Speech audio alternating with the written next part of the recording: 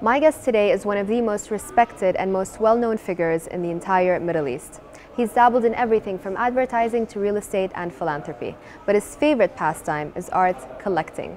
But since he's so well known in so many different circles across the region, I decided to take him somewhere private where no one can disturb us. And that place is a hidden gem called the Library in the address Boulevard.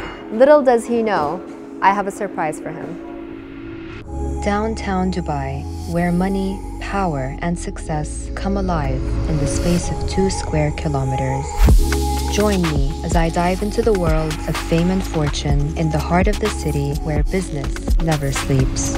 I'm Lubna Hamdan. Welcome to Greenback.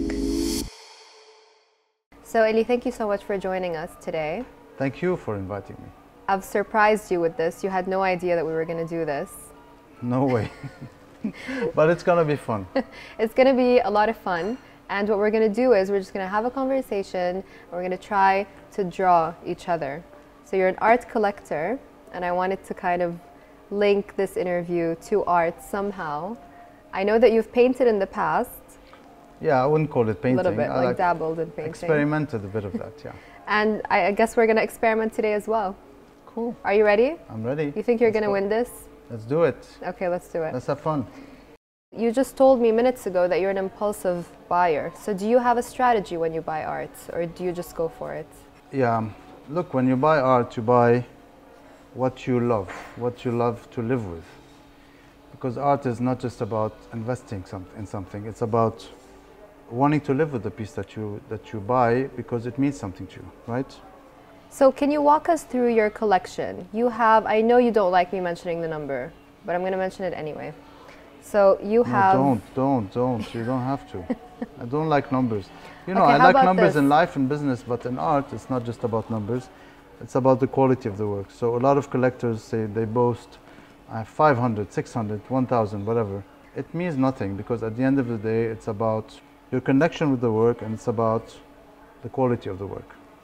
I totally agree. Yeah. Unfortunately, this is a business interview. So how about Right. how about Business. I don't mention the exact number. I just say you have hundreds of pieces. Yeah. And how about you walk us through your favorite pieces in your collection? Should we do that? Should we get to know your collection? I would, you know, they're all my favorites, of course. So I love them all.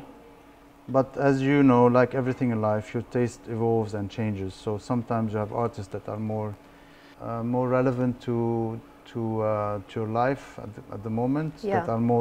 that are addressing subjects that are more important to you. Right. So those change and evolve all the time. But in this era, I'm really in love with a painter called Nicholas Party. Okay. And I have a couple of works from him. George Kondo has always been a great influence in my art, you know, art taste and art selection. He's very strong on figurative work, and as I told you, unsafe, abstract, wacky, crazy, you know, something that doesn't make you like sit there and just be bored. It has punch to it. So we've talked a lot about the art that you love and the art that you're into, but any pieces that you regret buying? That I regret? Look, I mean, I don't regret buying pieces, but I made mistakes. And again, it's part of the process. When you buy art, you have to make mistakes and you have to just, because I used to be an impulsive buyer, I bought things that I shouldn't have bought, which is fine. But that's part of the evolution in your collecting practice. Because you have to make mistakes and learn from them and then evolve. Definitely. So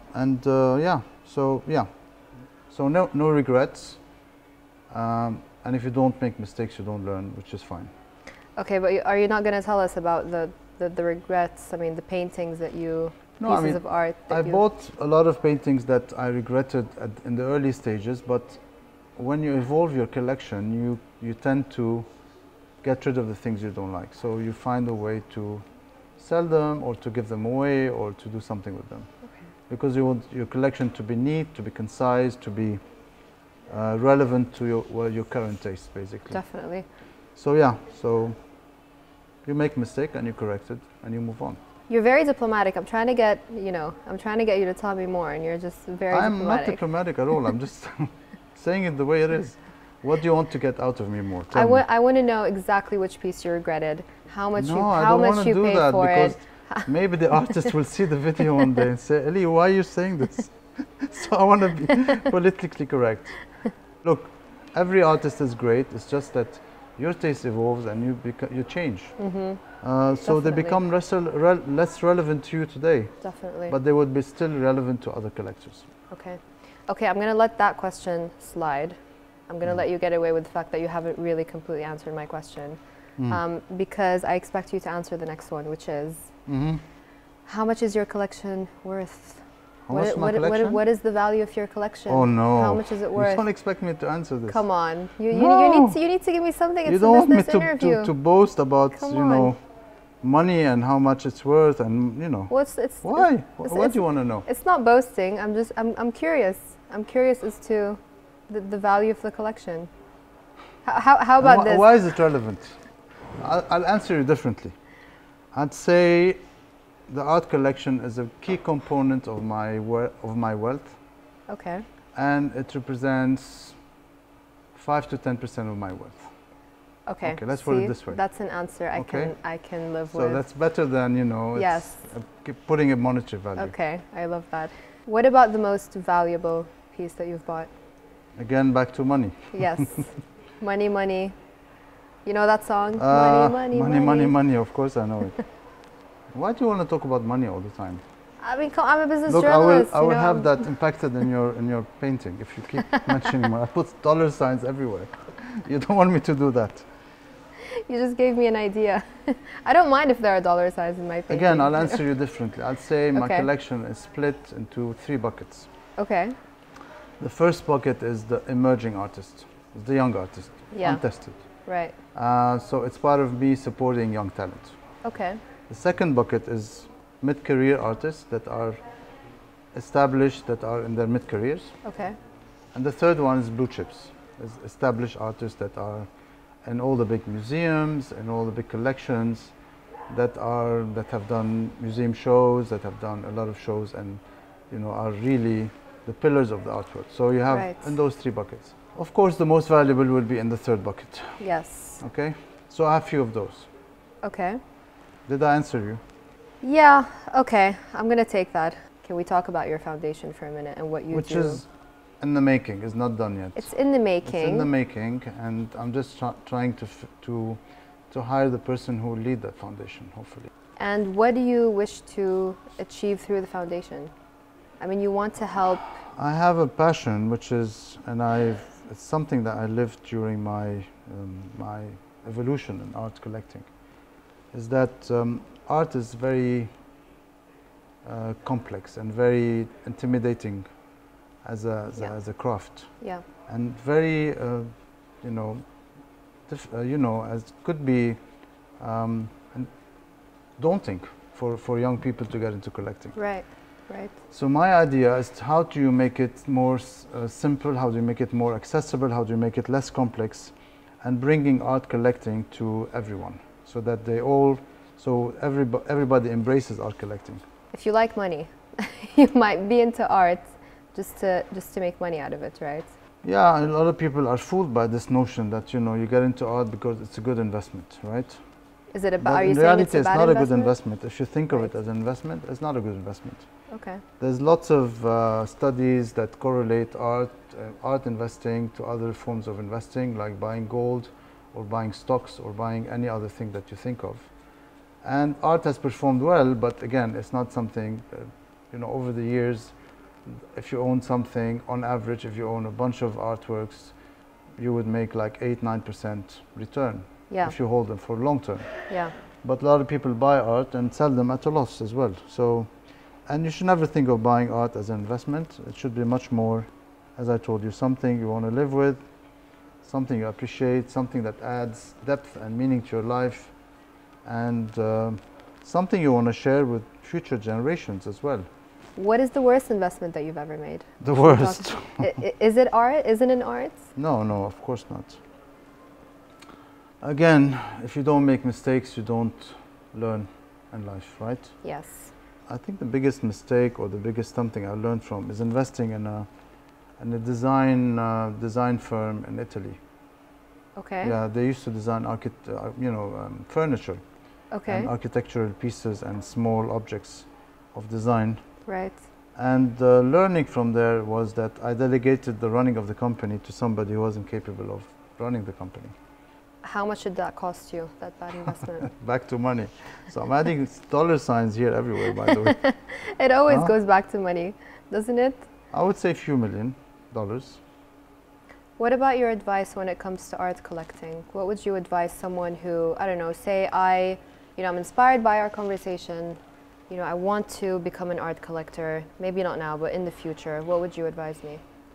Look, I want to tell them that buying art doesn't have to be for the rich. You don't have to have a lot of money to buy art. Okay. And you start small, you can buy print, you can buy editions, you can buy young artists that are completely young and that can over time become known and become established. So it's not for the rich for sure. The second thing is you need to educate yourself constantly. By educating yourself means you have to go to museums, go to shows, go to biennales, go to fairs, read all the time. Today Instagram is a great tool for learning because all the art world is on Instagram. Speaking of art, how is your painting coming along? I wouldn't say I would be something I would sell for a lot of money though. But it's fun. I hope you're having fun. I'm having a lot of fun. I think I hope you're having fun. I think you're enjoying your painting, aren't you? Huh? I am. I really am. I just don't know if you're gonna like it or not. Let's hope. It's okay. Let's hope you like it. It's okay. So I'm just laughing because I think my painting has gone bust. I don't think you're gonna like this at all. Are you ready to reveal your masterpiece? Wait, I have to have a last. Or do you need some? I need to sign it, don't I? You definitely need to sign it. Yes. Done. Done. I'm done as well. Are we ready for the big reveal? Let's go. Oh my God. Wow, that's pretty amazing. Huh? Oh my God. That's really cool, actually, huh? I'm sorry. This is. This is not epic. you, but this is like, huh? A child. What?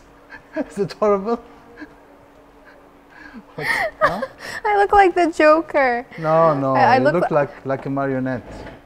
Oh my gosh, no. I actually look like a mix of the Joker and a zombie. No, come on, you know but, zombie, come on. But was that not the was purpose smiling. of You have a smile on your face, right? No, but that's really cool, actually. That's really, I like it. Do you like it? I like it because it's like I can see me on a TV screen here. I don't know. It's not the intention, but I see a TV screen. It's meant to be a painting. I meant to. It's a chair, and then it's a painting, and then you're inside the painting. And there's a library behind me. Yes, because we're at a library. I don't know why there's a library behind you, but I went for it. I like it. And clearly, so have you. So that's me. Apparently, this is what I look like. Oh, can I take it with pleasure. Me? Can I? You can take it with. I thought you were gonna buy it. Yeah. But you know what? I'm gonna gift it to you. Depending on the price. If you have a reasonable price for it, that's fine. Okay. I'll think about it. You know what? I'm just gonna gift it to you. Are you really gonna take it? Yes. Are you gonna throw it in the bin on your way out? No. Of course not. It's a souvenir. It's a souvenir. Thank you so much for your time. It's been brilliant. It's been fun. I'm definitely keeping this for sure. Just not in my bedroom because it'll probably give me nightmares. Absolutely. Thank you for today. I hope you enjoyed it. And for taking me out of my, as you say, comfort zone. Comfort zone. Okay. Are you gonna pursue art? No. Painting? No. I promise you I won't. So it turns out art collecting is not just for the rich, and I think I might actually dabble in it as well. Elie, you've inspired me. But first of all, I need to do one thing, which is I need to reconsider my image. Don't forget to comment, like, and subscribe.